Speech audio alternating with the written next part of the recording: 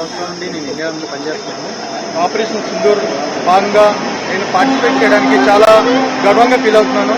ఈ సందర్భంలో మాకిచ్చిన టాస్క్ని ఆపరేషన్ లాంచ్ చేసిన తర్వాత మేము ఆపరేషన్ పాకిస్తాన్తో పాటు సన్నద్ధంగా పోరాడడానికి మేము సాయశక్తులా రెడీ అయ్యాం. ఈ ద్వారా మేము ఆపరేషన్ ఐబీ క్రాస్ చేయడానికి ఓన్లీ కొన్ని గంటలు మిగిలిందన్నమాట. ఆ గంటల ద్వారా సీజ్ ఫైర్ ఎలాన్ చేయడం జరిగింది.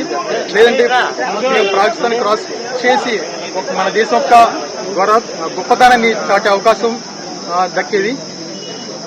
ఈ ఆపరేషన్ అంజలి చేసిన ధన్యవాదాలు. ఊరు వచ్చినందుకు నా ఫ్రెండ్స్ కానీ స్నేహితులు సన్నిహితులు గొప్పగా వెల్కమ్ చేసినందుకు నా యొక్క మనోబలాన్ని మళ్ళీ డబల్ చేసి నన్ను మళ్ళీ యుద్ధ స్థానానికి ప్రేరేపించేందుకు అందరికీ ధన్యవాదాలు చెప్తాను.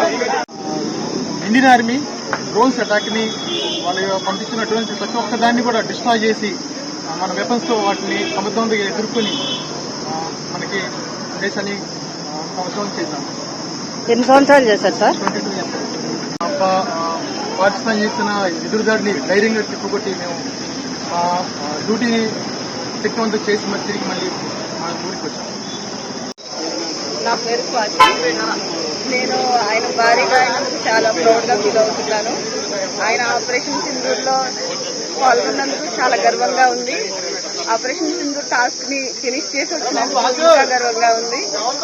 ఇంకా ఆయన వస్తున్నందుకు ఫ్యామిలీతో పాటు ఫ్రెండ్స్ తో పాటు స్వాగతం చెప్తున్నాము.